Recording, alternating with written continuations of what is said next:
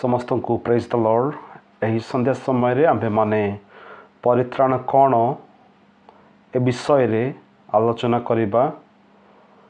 परित्राण अर्थ कौन? परित्राण हेउची विपद किंबा दुखरु उद्धार। एक समय रे बाइबल रे परित्राण शब्दटी शारीरिक उद्धार को बुझाइबा पाई व्यवहार करा जाइछि। जेपरी पाउलंकु कारागाररु उद्धार, जहाकु शारीरिक उद्धार कुहा जाए। यह आपण माने पाई पारिबे फिलिपियन चैप्टर 1 वर्स 19। पुरातन नियम रे परित्राण शब्द को शारीरिक उद्धार भावे व्यवहार करा जाइछि। जेतेबेले इस्राएल संतानगण एवं मूसा सुपसागर पार कले अर्थात अतिक्रम कले, सही समय रे मूसा गोटे गीत गान कले। आपण माने पाई पारिबे यात्रा पुस्तक 15 अध्यायर 1 पदरे। सेतेबेले मूसा व इस्राएल संतानगण सदाप्रभु उद्देश्य रे गीत गान कले, यथा आम्भे सदाप्रभु उद्देश्य रे गान करिबा, कारण से अतिशय उन्नत होई अछंती। से अश्व व अश्वारोही की समुद्र रे निक्षेप करि अछंती। सदाप्रभु आम्भर बल व गान, पुणी से आम्भर परित्राण होई अछंती। से आम्भ मानंकु उद्धार करि अछंती फारंक हस्तरु। एवं एही परित्राण शब्दटी एठारे शारीरिक उद्धार को बुझाए, शारीरिक उद्धार को सूचाए। ए प्रकार भावरे एठारे एही शब्द को व्यवहार करा जाय अछि। कारण से दिन परमेश्वर मूसा एवं इस्राएल संतानगण को सुपसागर अतिक्रम करिया पाई सहाय्य करिथिले एवं फारंक हस्तरु सेमानंकु रक्षा करिथिले अर्थात उद्धार करिथिले। तेणु इस्राएल संतानगण एवं मूसा गीत गान कले एवं सेमाने कहिले, सदाप्रभु आम्भमानकर बल व गान, पुणी से आम्भर परित्राण होई अछंती। से आम्भमानकर उद्धारकर्ता होई अछंती। से आम्भमानकु उद्धार करि अछंती। ए प्रकार भावरे पुरातन नियम रे परित्राण शब्द को व्यवहार करा जाय अछि। एवं पुणी थोड़ा आम माने आ गोटिए पद पढ़िबा, जुनस 2 अध्यायर 9 पद मु आपण मानक निमंते पढ़िबी। मात्र मु धन्यवाद सहित तुम्भ उद्देश्य रे बलिदान करिबी। यह जुनस कहउछंती, मु जहा मानत करिअछि ताहा परिशोध करिबी। परित्राण सदाप्रभुंक ठारु हुए। एथिरे सदाप्रभु सही मत्स्य को आज्ञा करन्ते से जुनसंकु शुष्क भूमि रे उद्गार कला। एवं एठारे मध्य शारीरिक उद्धार को ए शब्द व्यवहार करा जाय अछि। अर्थात जेतेबेले जुनस एही प्रार्थना परमेश्वर निकट रे उपस्थापन कले, एथिरे सदाप्रभु से मत्स्य को अर्थात माछ को आज्ञा करन्ते से जुनसंकु शुष्क भूमि रे उद्गार कला। से मत्स्य उदररु से उद्धार पाइले अर्थात परित्राण पाइले। एहाकु शारीरिक उद्धार कुआ जाए। वर्तमान आम्भे माने आलोचना करिबा नूतन नियम रे कि प्रकार भावरे परित्राण शब्द को व्यवहार करा जाय अछि। परित्राण शब्दटी एक अनंत एवं आध्यात्मिक उद्धार भावरे व्यवहार करा जाय अछि। आम्भे माने केउठारु ରକ୍ଷା ପାଉଛୁ। ପରିତ୍ରାଣର ଖ୍ରୀଷ୍ଟିଆନ ସିଦ୍ଧାନ୍ତରେ ଆମ୍ଭେମାନେ କ୍ରୋଧରୁ ରକ୍ଷା ପାଇଛୁ, ଅର୍ଥାତ୍ ଈଶ୍ୱରଙ୍କ ବିଚାରରୁ ରକ୍ଷା ପ୍ରାପ୍ତ ହୋଇଅଛୁ। କାରଣ ଆମ୍ଭେମାନେ ପାପ କରିଅଛୁ ଏବଂ ପାପର ବେତନ ମୃତ୍ୟୁ। ଏବଂ ବାସ୍ତବିକ ଭାବରେ ପରମେଶ୍ୱର ଆମ୍ଭମାନଙ୍କୁ ବିଚାର କରିବାର ଥିଲା ଏବଂ ପରମେଶ୍ୱରଙ୍କର ସେହି କ୍ରୋଧରୁ, ସେହି ବିଚାରରୁ ଆମ୍ଭେମାନେ ରକ୍ଷା ପାଇଅଛୁ। ଆମର ପାପ ଆମକୁ ଈଶ୍ୱରଙ୍କ ଠାରୁ ପୃଥକ କରିଛି ଏବଂ ପାପର ପରିଣାମ ହେଉଛି ମୃତ୍ୟୁ। ଏବଂ ଯେତେ ଲୋକ ପାପ କରିଅଛନ୍ତି, ଯେତେ ଲୋକ ଏ ଧରା ପୃଷ୍ଠରେ ଜନ୍ମଗ୍ରହଣ କରିଅଛନ୍ତି, ସମସ୍ତେ ସେହି ଅନନ୍ତ ମୃତ୍ୟୁର ସମ୍ମୁଖୀନ ହେବେ ଯଦି ସେମାନେ ଯୀଶୁଖ୍ରୀଷ୍ଟଙ୍କ ଠାରେ ବିଶ୍ୱାସ ନ କରି ମୃତ୍ୟୁବରଣ କରନ୍ତି। ବାଇବଲର ପରିତ୍ରାଣ ପାପର ପରିଣାମରୁ ଆମର ଉଦ୍ଧାରକୁ ବୁଝାଏ। ମୁଁ ପୁଣି ଥରେ ଆପଣମାନଙ୍କ ନିମନ୍ତେ ଏହି ଶବ୍ଦଟିକୁ, ଏହି ସେଣ୍ଟେନ୍ସକୁ ଉଚ୍ଚାରଣ କରିବା ପାଇଁ ଚାହେଁ। ଦୟାକରି ଆପଣମାନେ ଧ୍ୟାନର ସହିତ ଶୁଣନ୍ତୁ। ବାଇବଲର ପରିତ୍ରାଣ ପାପର ପରିଣାମରୁ ଆମର ଉଦ୍ଧାରକୁ ବୁଝାଏ। ପାପର ପରିଣାମ ଅନନ୍ତ ମୃତ୍ୟୁ, ଦ୍ୱିତୀୟ ମୃତ୍ୟୁ।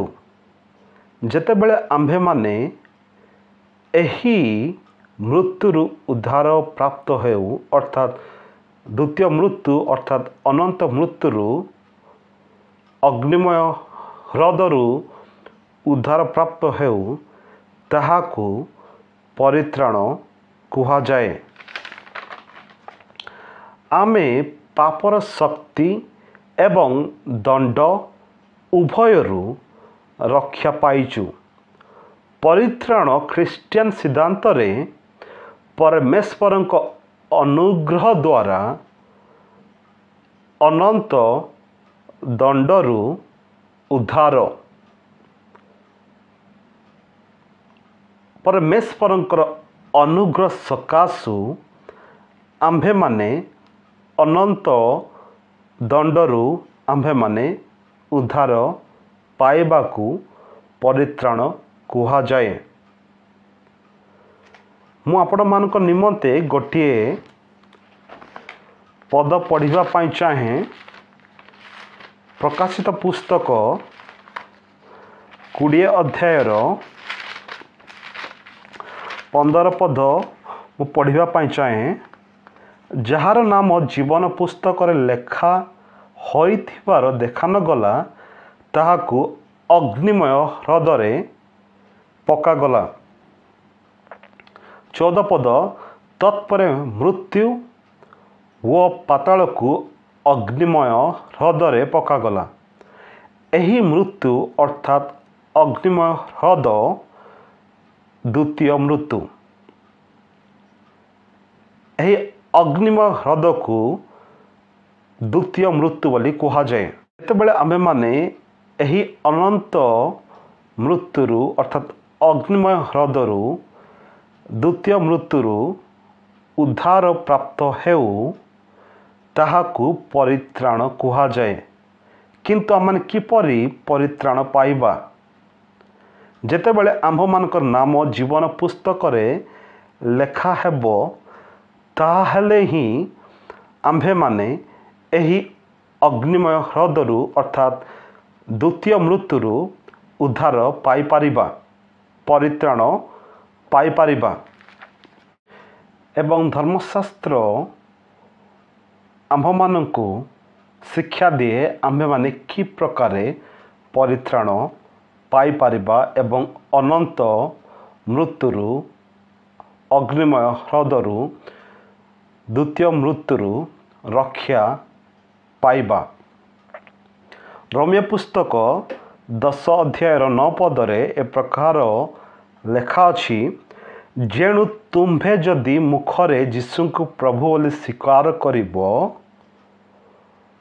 ଆଉ ଈଶ୍ୱର ତାହାଙ୍କୁ ଅର୍ଥାତ୍ ଯୀଶୁଙ୍କୁ ମୃତମାନଙ୍କ ମଧ୍ୟରୁ ଉଠାଇଅଛନ୍ତି ବୋଲି ହୃଦୟରେ ବିଶ୍ୱାସ କରିବ, ତେବେ ପରିତ୍ରାଣ ପ୍ରାପ୍ତ ହେବ, ତେବେ ଉଦ୍ଧାର ପ୍ରାପ୍ତ ହେବ। ପ୍ରଥମେ ଆମ୍ଭମାନଙ୍କୁ କ'ଣ କରିବାର ଅଛି? ଆମ୍ଭମାନଙ୍କ ହୃଦୟରେ ବିଶ୍ୱାସ କରିବାର ଅଛି ଯେ ଯୀଶୁଖ୍ରୀଷ୍ଟଙ୍କୁ ପିତା ପରମେଶ୍ୱର ମୃତମାନଙ୍କ ମଧ୍ୟରୁ ଉଠାଇଅଛନ୍ତି ଏବଂ ଆମ୍ଭେମାନେ ଆମ୍ଭମାନଙ୍କ ମୁଖରେ ଯୀଶୁଙ୍କୁ ପ୍ରଭୁ ବୋଲି ସ୍ୱୀକାର କରିବା। ଯେତେବେଳେ ଆମ୍ଭେମାନେ ସ୍ୱୀକାର କରିବା, ତେବେ ଆମ୍ଭେମାନେ ପରିତ୍ରାଣ ପାଇବା, ଉଦ୍ଧାର ପାଇବା। ଯେଣୁ ଶାସ୍ତ୍ର କହେ, ଯେ କେହି ତାହାଙ୍କଠାରେ ବିଶ୍ୱାସ କରେ ସେ ଲଜ୍ଜିତ ହେବ ନାହିଁ।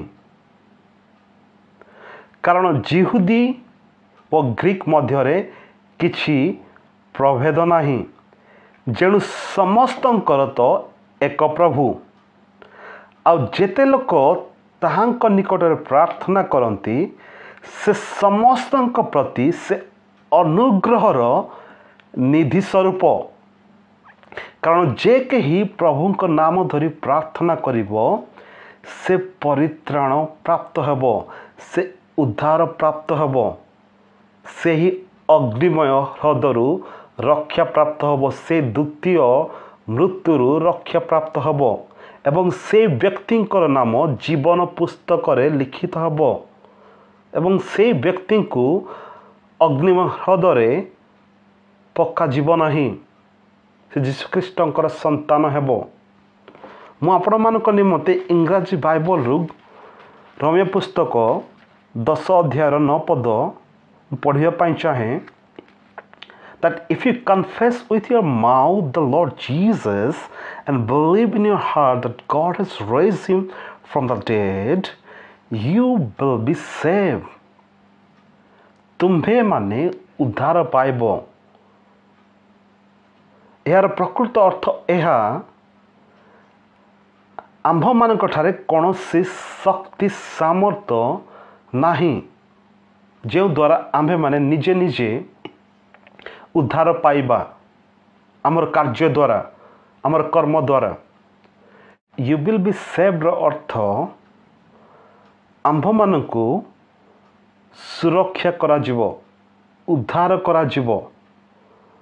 ଯେତେବେଳେ ଆପଣମାନେ ଗ୍ରୀକ୍ ବ୍ୟାକରଣକୁ ଧ୍ୟାନର ସହିତ ପଢ଼ିବେ, ସେଠାରେ ଏ ପ୍ରକାର ଲେଖା ଅଛି, ଏହା ଗୋଟିଏ ଭର୍ବ ଏବଂ ଫ୍ୟୁଚର ଇଣ୍ଡିକେଟିଭ ପ୍ୟାସିଭ, ଅର୍ଥାତ୍ ଆମ୍ଭମାନଙ୍କୁ ଉଦ୍ଧାର କରାଯିବ। ଆମ୍ଭେମାନେ ନିଜେ ଆପଣାକୁ ଉଦ୍ଧାର କରିପାରିବା ନାହିଁ।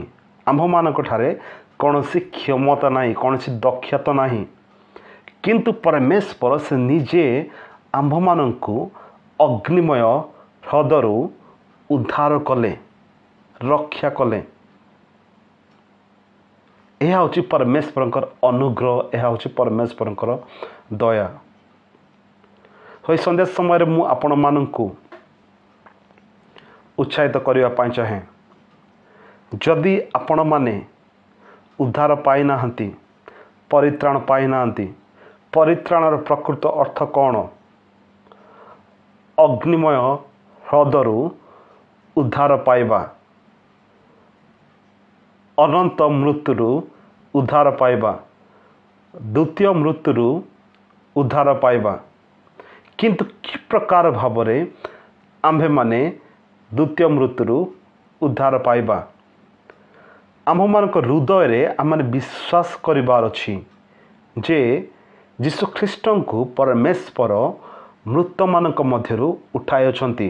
ଯୀଶୁଖ୍ରୀଷ୍ଟ ଆମ୍ଭମାନଙ୍କ ନିମନ୍ତେ କ୍ରୁଶ ଉପରେ କ୍ରୁଶାର୍ପିତ ହେଲେ, ବଳିକୃତ ହେଲେ, ଆମ୍ଭମାନଙ୍କର ପାପ ନିମନ୍ତେ ସେ ସମାଧି ପ୍ରାପ୍ତ ହେଲେ।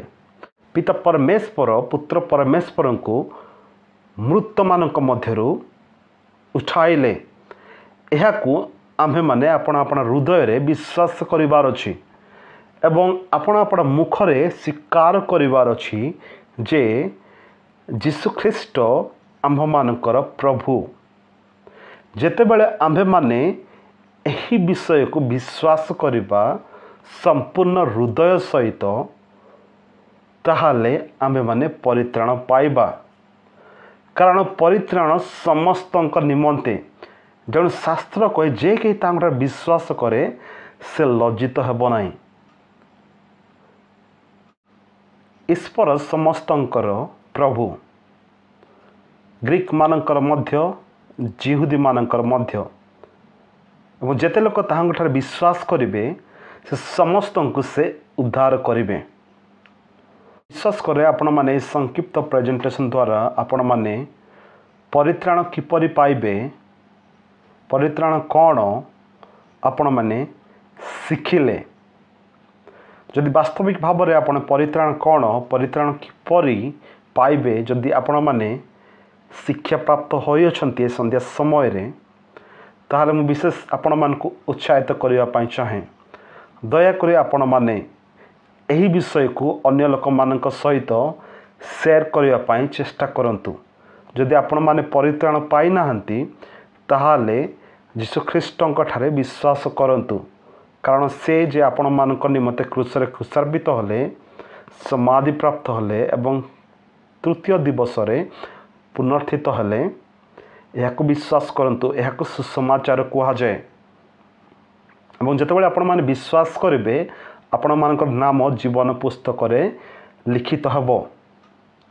ଯେତେବେଳେ ଲିଖିତ ହେବ ଆପଣମାନେ ସେ ଅଗ୍ନିମୟ ହ୍ରଦରୁ ରକ୍ଷାପ୍ରାପ୍ତ ହେବେ, ଦ୍ୱିତୀୟ ମୃତ୍ୟୁରୁ ଉଦ୍ଧାର ପାଇବେ, ଅନନ୍ତ ମୃତ୍ୟୁରୁ ଉଦ୍ଧାର ପାଇବେ, ଅନନ୍ତ ଦଣ୍ଡରୁ ଉଦ୍ଧାର ପାଇବେ, ଈଶ୍ୱରଙ୍କର ସନ୍ତାନ ହେବେ, ଈଶ୍ୱରଙ୍କ କ୍ରୋଧରୁ ରକ୍ଷା ପାଇବେ। ଯଦି ଆପଣମାନେ ପରିତ୍ରାଣ କ'ଣ ଏହି ସନ୍ଧ୍ୟା ସମୟରେ ଶିଖିଲେ ତାହେଲେ ବିଶେଷ ମୁଁ ଆପଣମାନଙ୍କୁ ଉତ୍ସାହିତ କରିବା ପାଇଁ ଚାହେଁ।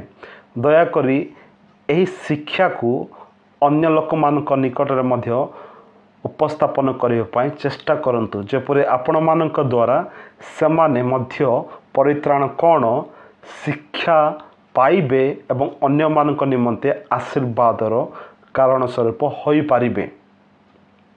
ମୁଁ ବିଶେଷ ଅନୁରୋଧ କରିବା ପାଇଁ ଚାହେଁ ସନ୍ଧ୍ୟା ସମୟରେ, ଯଦି ଆପଣମାନେ ଏହି ବାକ୍ୟ ଦ୍ୱାରା ପ୍ରଭୁ ଆପଣମାନଙ୍କୁ କଥା କହିଅଛନ୍ତି ତାହେଲେ ଦୟାକରି ଆପଣମାନେ ଏହି ଭିଡ଼ିଓକୁ ଲାଇକ୍ କରିବେ ଏବଂ କମେଣ୍ଟ ବକ୍ସରେ କମେଣ୍ଟ କରିବେ। ଏ ଚ୍ୟାନେଲକୁ ସବସ୍କ୍ରାଇବ୍ କରିବେ ଏବଂ ଏହି ଭିଡ଼ିଓକୁ ଅନ୍ୟ ଲୋକମାନଙ୍କ ସହିତ ସେୟାର କରିବା ପାଇଁ ଭୁଲିବେ ନାହିଁ। ପ୍ରଭୁ ଆପଣ ପ୍ରତ୍ୟେକଙ୍କୁ ପ୍ରଚୁର ଭାବରେ ଆଶୀର୍ବାଦ କରନ୍ତୁ। ପୁଣି ଥରେ ପ୍ରତ୍ୟେକଙ୍କୁ ନମସ୍କାର ଜ୍ଞାପନ କରେ। ନମସ୍କାର। May God bless you all. Amen.